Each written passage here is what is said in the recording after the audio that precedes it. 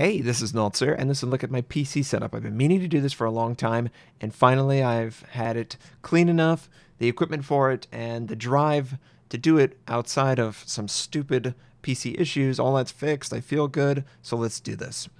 This is me, obviously, using my really nice mic to duck out, and it's going to be a live microphone from my phone, which I recorded it. Apologies for any audio issues that might exist, but it's easier if I explain it in real time. So this is sort of what I see all the time. I see 4 monitors and 2 PCs with my figurines and my keyboards. And that's a lot of stuff to look at, right? Why do I have that? Well, front monitor for gaming. This is the support monitor for my gaming box. I like to bring over my, either for streaming or YouTube, I like to mirror the content and then send it off to my streaming box, which is my content recording box, PC. The top 2 monitors are usually dedicated for streaming, and the preview of the content box and how it works. That's usually what this is over here. And I have multiple, I can turn on work in progress sort of overlays and do a bunch of powerful things with OBS. It's really awesome, open source. I use it for local record and streaming. It's not just for streaming. And then if we look over here, we've got the red machine. And yeah, these are I don't remember the Corsair case, but they're boxes so they can stack on top of each other. Bottom one, oh, and by the way, hey, how you doing? So the bottom one is for content creation. It has a dedicated capture card in there, so I take from my gaming PC. Oh, and that's my microphone. Let's move that out of the way for a second. I take the image from my gaming PC, I run it into my content stream box, and then it goes out to this monitor. I could access that if I so choose. Rather, that is a third monitor, a digital monitor, if you will, and I don't really need to see that because I am mirroring it over to it. This is 1440p, 144 Hertz. Unfortunately, the game has a terrible UI scaling, so I can't do it at 1440p. If I wanted, if I could, or 4K, oh, it's even smaller, it's awful. So I do it at 1080p, and then I move it over to my virtual version, which is captured by the Streambox, and it's sent over there for preview purposes. And I do this for local record and streaming. It works out really great, and I really enjoy it. Now, you might recognize the colors. This is for the gaming PC, and why is it in a different order? The gaming PC is the newer, well, can I even say it's the newer of the two? Well, they're sort of Frankenstein. But blue goes with blue, red goes with red. Real simple. And then we got Soldier repping the red and blue, so you really know what's going on. But let's say I have just captured my video, right? Let's say we've done that. And I was also streaming. So I do this a lot of times. I'll start my stream at 2 p.m. Eastern Standard Time. I will have it up on my port. I will go over here to my dashboard, which I can see you guys talking to me, and you're going, hey, how you doing, Notser? It's doing great. It's got a preview of the video. I can see the stream health, which would be telling me the kilobits per second, which is important. You can tell if you're dropping frames or anything like that with a combination of the stream health, and also this OBS preview will tell me, and it's really helpful. Usually right here I'll have Skype, which will have the other community contributors on it, or Discord with the other community contributors on it, and they'll be actively talking. Let's say the British battleships are out right now and we're talking about it, and oh yeah, hey, have you seen this? In real time, I can get information, and then I can do it while I'm streaming. It's pretty useful. Also, if I'm playing with Pointman or something like that. So, we've done that. We've streamed, local recorded, and now the stream's over. Maybe it's like 5 hours later, and I want to take that audio and video, and I want to make something of it. So what I'm going to do is we're going to get back to Adobe Premiere. Now, I use Adobe Premiere. You could use Sony Vegas or any other video editing software.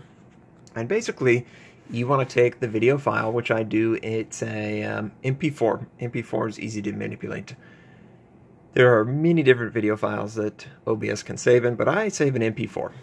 So what I end up doing is basically I bring in a piece of footage. There's nothing to nothing else on the screen other than this piece of footage, which is basically the game. And I do record in real time, so you can see things like the amount of rudder I've put into it. There's not that weird hitchiness that you see in replays. That's why I hate it. I always record live if I can. And I bring the footage in, and then I decide, okay, what type of footage is this going to be? Is this going to be a game commentary? Is this going to be a review? Is this going to be down the line? There is many different formats that I can do for down the line. Honestly, I would show that to you, but I just recently reinstalled my PC. That's what the web was for on Sunday. The webcam was for. So that was all going out. But we're just going to look at a simple version. So this is just me commentating a game that I played in my token style. I'll have my microphone in position, of course, which is a Rode Procaster, and it needs to be fairly close to your mouth, very, like 5 centimeters, 2 inches, give or take, in that ballpark, no more than ideally. And I'm commentating. Sometimes I'll add overlays, which are really helpful. These are pre-created overlays by me. These pre-created overlays, they look familiar, obviously. And that's what I do. I have a preview window. I am actively viewing the footage, deciding how to communicate what is going on. Hopefully it is helpful for you. And I really enjoy just the whole content creation process. You can see a bunch of preview overlays here that you probably can barely read at that resolution, but you get the general idea. I've got it filtered out for, Germany, America, Soviet Union. We've got all the factions that are represented. I make thumbnails, all that stuff. Yeah. And it goes from there. We upload it to YouTube. YouTube usually takes from 30 minutes to an hour, depending on how long the footage is. It gets to you. I change the description, and there we go. I've really enjoyed the process of content creation. It has really created an outlet for my PC enthusiasm, as well as the art part of it and the gaming. So I hope that this was interesting for you. So let me just go real quick through all the equipment. This is a Rode Procaster. This is a gosh, what is it? It's a Predator X, Acer Predator. It's a 144 hertz, 1440p, 140 hertz IPS monitor. This is a Asus. Gosh, I don't remember. It was a 144 hertz monitor. You can tell I like 144. I'm an FPS guy, and these are just BenQs, just to have screens. They're real cheap. Who cares about that? Honestly, these are I believe this is a K65 RGB rapid fire, and this is a K70. These are Corsair mechanical keyboards. This is the G502. This is a metal mouse pad. It just looks cleaner, honestly. This is a bungee, so the cable won't bind up, which is really nice. This is an M65. This is a RM Babyface Pro. This is my audio interface, my USB audio interface. It is, I think it's 12 by 12, so you can bring in 12 audio and push out 12 audio. It's got a really cool interface. Let's just show you real quick. Sorry if that was weird. But yeah, it's got like a digital interface. I can adjust the settings, plus or minus, and it works out really great for my setup. And because it's a USB interface, it cleans it up a little bit. As you can probably guess, there are a hell of a lot of interference coming from both of these systems. Good luck finding it.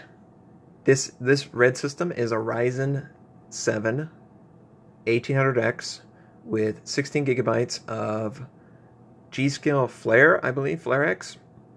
It's an EVGA 1080 FTW. I think it's version 1 or 2. And then these are 4 terabytes. I've got a bunch of other things with that.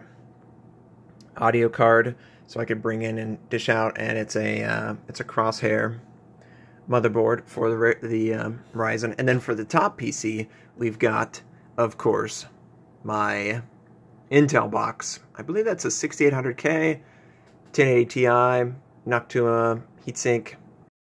I hope this was interesting for you. I hope you have a fantastic day, and I'll catch you next time.